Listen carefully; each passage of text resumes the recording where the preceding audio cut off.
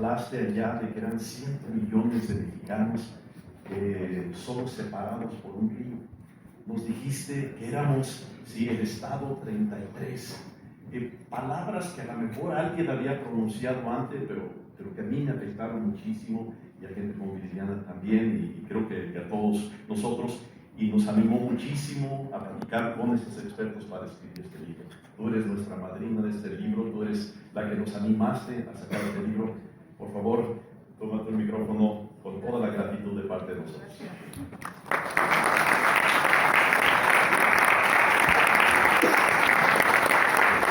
Gracias, mi querido Juan.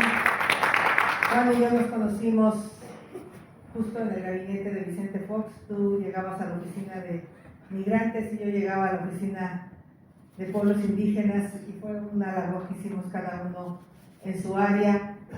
Y también estaba la oficina de las personas con discapacidad, que eran 3 temas que en ese entonces el presidente Vicente Fox quería visibilizar. Se había comprometido en reducir la desigualdad y la pobreza que enfrentaban, y especialmente la problemática de los migrantes, de los residentes, de los mexicanos en el exterior. Hoy es el Día Internacional del Migrante, y bueno, no dice si son los migrantes que van hacia el exterior o los que migramos de los pueblos a las ciudades, pero yo creo que el 80% de los hombres y mujeres de mi pueblo han migrado, algunos a Estados Unidos y otros a las ciudades, pero migramos justo buscando esas oportunidades, o huyendo de la violencia, o buscando la oportunidad de tener un mejor empleo, mejor pagado. Y bueno, la mitad de mis primos viven en Estados Unidos, otros vivimos en la ciudad, pero desafortunadamente el pueblo cada vez está más vacío, porque no hemos sido tampoco capaces de generar esas oportunidades en nuestro país. Yo quiero agradecer a Jorge de la Universidad de Ibero por estos datos. Yo tengo la certeza que nunca debe haber otros datos, solo hay unos datos, los datos técnicos.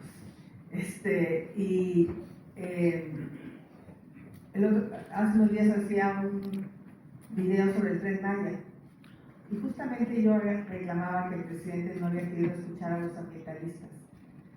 Y los ambientalistas lo único que pedían es hacer un estudio de impacto ambiental para que la construcción del tren, no se oponían a la construcción del tren, pero querían que dañara lo menos posible el acuífero de la zona Maya con los pilotes de acero y concreto que se iban a colocar.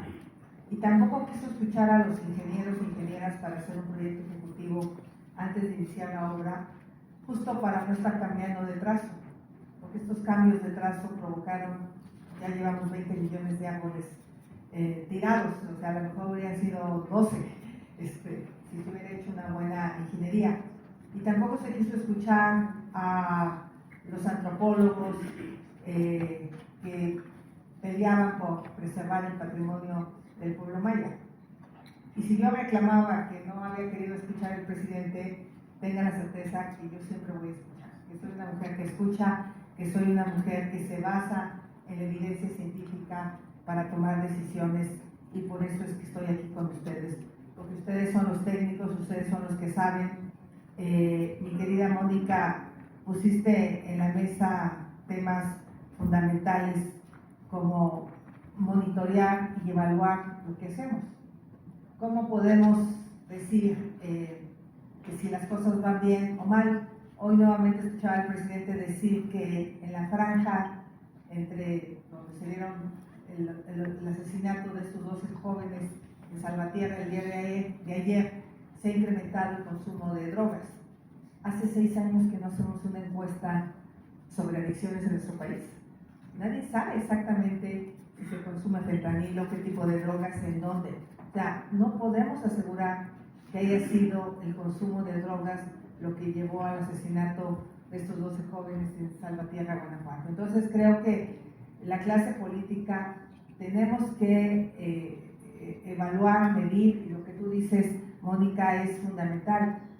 Si un atleta de alto rendimiento no midiera sus tiempos, pues no podría mejorar. Pues un país no mide el impacto de sus políticas públicas no puede mejorar. Y por supuesto que ahora que estuve en Estados Unidos reunida con la comunidad migrante, pues la gran queja es el abandono a los consulados, la falta de personal, lo complicado que es para ellos. Estaba yo con una compañera migrante de Oaxaca en un campo de fresas, no, sí eran fresas, y me decía que ella tiene que perder un día de trabajo para venir a Los Ángeles al consulado, sacar sus documentos y muchas veces se regresa sin que la atiendan, ¿no? Entonces, para una persona que tiene que pagar estancia infantil, que tiene que pagar gasolina para su coche, dejar de trabajar un día es mucho. Y los consulados no los están atendiendo porque ha tenido un recorte impresionante. Entonces, lo que tú manifiestas en materia de consulados me parece fundamental. Y agradecerle a Javier, del TEC de Monterrey, a Jorge y a Diego, que no pudieron estar aquí físicamente, pero que también son participantes del libro. Y Miriam, gracias por tus comentarios, Viviana. Y pues yo estoy convencida que es hora de construir un México basado en el amor. Tenemos que acabar con la división, el odio. Eso no nos ha llevado a un buen camino. Tenemos que apostarle a un país de entendimiento, del bien común. Y sigo convencida de que somos 170 millones de mexicanos, que somos un país de 170 millones. No hay duda, solo nos divide un río. 40 millones de estos mexicanos viven en los Estados Unidos, 130 millones de este lado del río. Y por eso cuando yo inicié mi campaña para obtener firmas, cuando los partidos políticos se abrieron a la posibilidad de que una ciudadana que no militaba en un partido político fuera su aspirante a coordinar este frente que se conformó, yo pedí que se pusiera el Estado 33, porque pues si llegan 60,000 millones de pesos de remesas, ¿por qué no pedir su opinión en lo que pasa en la política de nuestro país?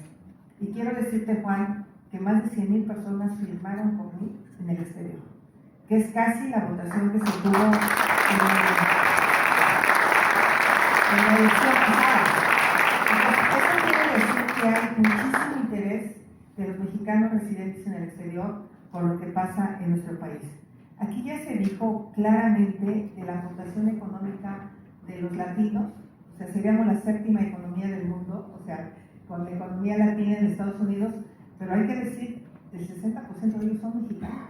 O sea, la comunidad mexicana en Estados Unidos es fundamental, y eso nos tiene que llevar a hacer políticas públicas donde realmente ellos tengan una participación más activa.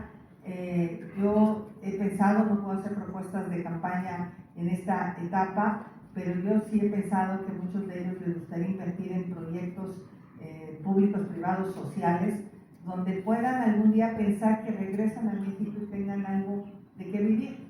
Y varios de mis primos tienen casas bien bonitas en el pueblo y no se regresan porque dicen, híjole, ¿y dónde trabajamos, no? Entonces creo que también tendríamos que darles esa puerta de entrada a aquellos que se fueron buscando el sueño. Yo digo que es el sueño mexicano, porque el sueño mexicano es sacar adelante a tu familia, es apoyar a tus padres. Ese es el sueño mexicano, y muchos de ellos lo lograron y ahora quisieran regresar a nuestro país. En materia de los migrantes de tránsito, yo quiero decir claramente que como senadora de la República presenté una iniciativa para que se eliminara el artículo 97 y 98 de la Ley de Migración, porque es inconstitucional.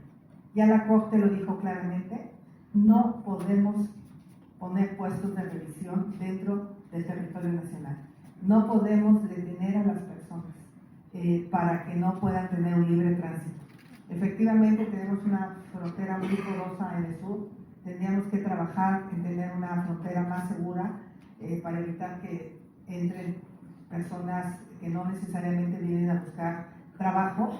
Y yo celebro esta decisión de FEMSA de contratar a migrantes de otros países para que puedan desarrollar una vida dentro de México, México tiene problemas ya de empleo. Hay regiones del país con pleno empleo, donde los migrantes centroamericanos, sudamericanos, africanos pudieran ser una oportunidad de desarrollo económico del país. Yo creo que tenemos que dejar de ver a los migrantes como un problema y quizá sean una buena solución para nuestro país, pero sobre todo respetar plenamente sus derechos humanos. No podemos exigir que Estados Unidos respete a los migrantes mexicanos en sus derechos humanos si nosotros no tratamos de manera digna.